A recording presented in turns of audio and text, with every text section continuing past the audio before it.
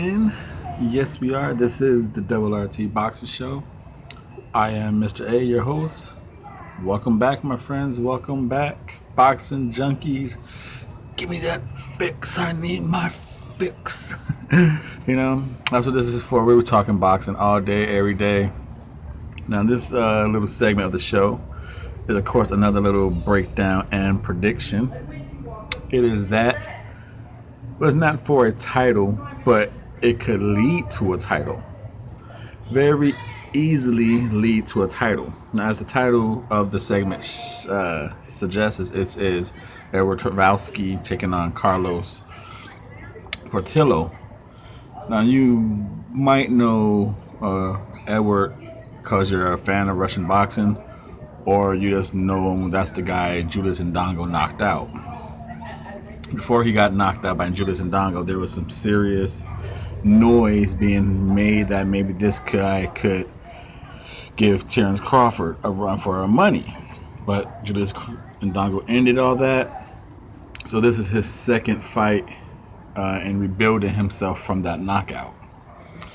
And he's fighting Carlos Portillo, and I'm pretty sure no one's probably ever heard of him. He's out of Paraguay. Let's do the rundown for the fighters since we are talking about that. Now, before we do the rundown, when I said this could lead to a title fight, Edward is number 4 by the WBA. Carlos is number 3 by the WBA. And earlier in the year, Rancis Bartholomew, who's number 1, and Curly Relic is number 2, they had a fight in May. And Rancid defeated him. So number 1 and 2 fought. This fight we're going to discuss here today is number 3 and 4.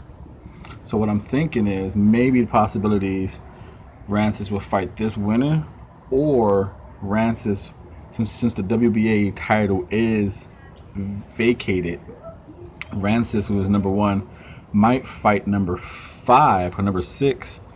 Anthony Yigit had a fight in December. He's the European Super Lightweight champion. So I'm thinking possibilities. Number 1, Rancis might fight number 5, Mikhail Sarawaka, who defeated Robbie Davis Jr. for the WBA Continental.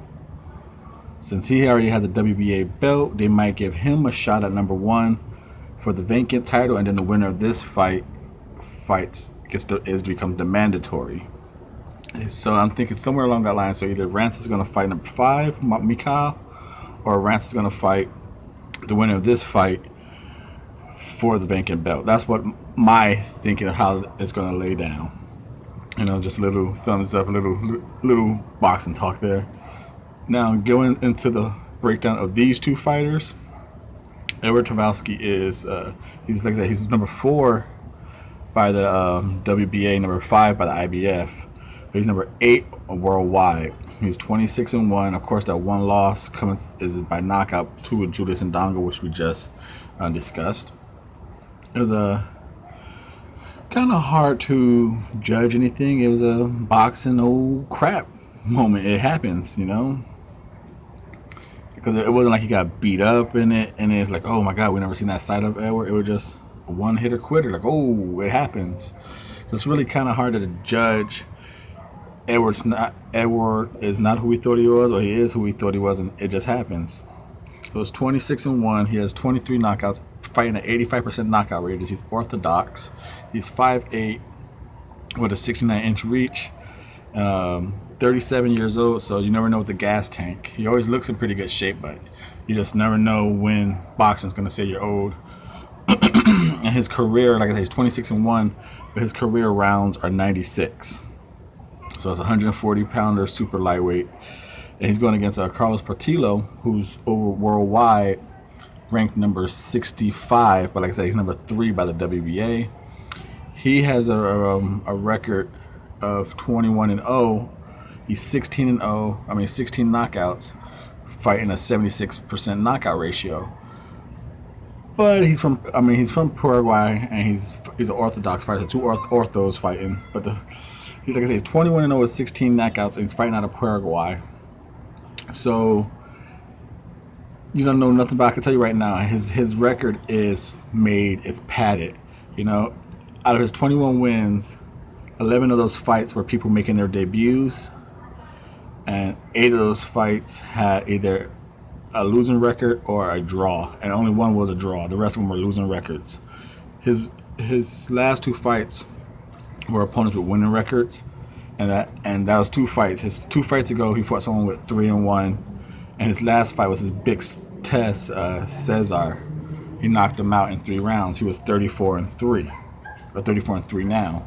So Carlos, he's a made guy in Paraguay. Thumbs up right there. Now the breakdown for these guys: the legs and feet for defensively, and just legs and feet in general. We're gonna go with the Paraguayan. I don't know exactly what it is. Paraguayan, I guess. Correct me if I'm wrong. Leave a comment. Is what is a person from Paraguay called Paraguayan? We're gonna go with Portillo. He has good feet and legs. He could go in and out. He could cut the gap down quick, unleash a combo, exit on the angle, come in at an angle. He could use his ring generalship for survival mode if need be, or just buy himself some time to create an opening. While Troyanovsky, he uses his feet more for just punch placement, get himself in position, but his legs are just more for leverage. I don't see him using too much angle, jumping from angle to angle, shifting angles on you, popping in and out of the gap. So I'm going to give that category to Carlos, because I believe his movement, it stalls his opponents. It keeps his opponents' feet resetting, and I think that'll be a big benefit in this fight for Carlos. To keep Troyanovsky's feet resetting so he can't deliver his power right. So I'm going to give that, like I said, the feet and legs to Carlos. Now, as for defense, Troyanovsky slips punches, and he'll just high guard block you. He ain't gonna do all this a nice little whirling and twirling in front of you. He just comes. He comes in just ready, just pawing, do some. He just pawing and he just punches with you, or he just the peekaboo defense. Your basic slipping, nothing too fancy with defensive footwork. So then we go to Carlos. He's a little. I give him a little edge. I guess he's a little buttery. He got a little more butter on the waist. He's a little slippery on the waist. To me, he's a little more fluent in the dodge of a shoulder and coming back with a punch. So, and I already discussed his feet movement. I believe how he could go in and out of a gap quickly. I think when I say in and out of a gap, I think the most instant head image is probably either Pacquiao or Lomachenko. I'm not saying he's that good, but in and back and forth like that, that's what he attempts, and he does it pretty successful. When I say cover the gap in and out, it's like Lomachenko and Pacquiao, in and out like that. Once again, he's not as efficient at those two, but that's what he does. He does his defense, like I said, he uses his legs to the ring generalship. He will trace the ropes if need be. I believe he has good survival instinct, good survival techniques. He knows how to buy time with his legs. He knows how to hold. So I'm going to give the defense as well to Carlos. They both get hit. They both get hit pretty easily, but all the other abilities, the defense, that goes to Carlos. Now, as far as arm category, the arms, punch for punch, who has more power? Mr.A does not want to get hit in the face by Troyanovsky. So power for power, one punch, goes to Eduard. You know, bring Carlos on. Hit me, Carlos. I'm not saying I could take it, but I'd rather be holding one bag of ice than two bags of ice. Jab for jab, I'm going to go with Troyanovsky again because I believe I believe Carlos is more of a setup combination jab. Eduard pumps his out there to hurt you and then throw a hard right behind it. So now for combinations or hand speed variation, the speed goes to Carlos, but he doesn't change the variations of it. While Eduard has the simpler combinations, the very repetitive jab, jab, overhand right, European left hook to the body. He's more efficient at changing up the speeds of that basic combination.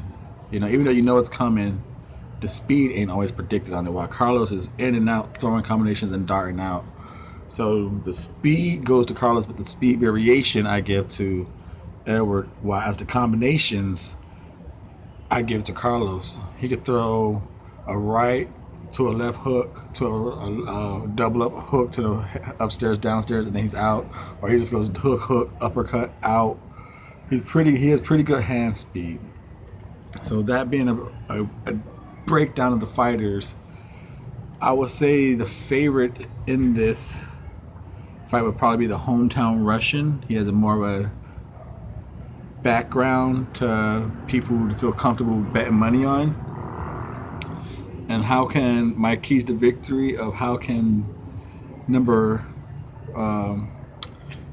was it 3 defeat number 4? It's funny that the number 3 probably the underdog, but I believe he just has to use his feet, trace the ropes, go in and out the gap on the angle, work the body, do his combinations, hold if he has to, get reset it, and do it all again. But work behind a jab.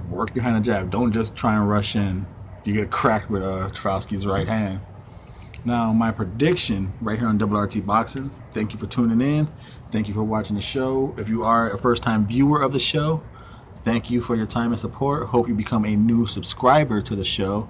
That is much really appreciated. You know, I'm just asking. Hopefully, we could get 200 subscribers to the show before the new year. I created this show in May. Thank you for very much. Now my prediction right here on RRT Boxing. We're going with an upset. We're going with the unknown Paraguayan to defeat the Russian in his home country, by a split decision. Carlos Portillo will defeat Eduard Troyanovsky by a split decision right here on RRT Boxing. Once again, thank you for your time and support, and enjoy the show.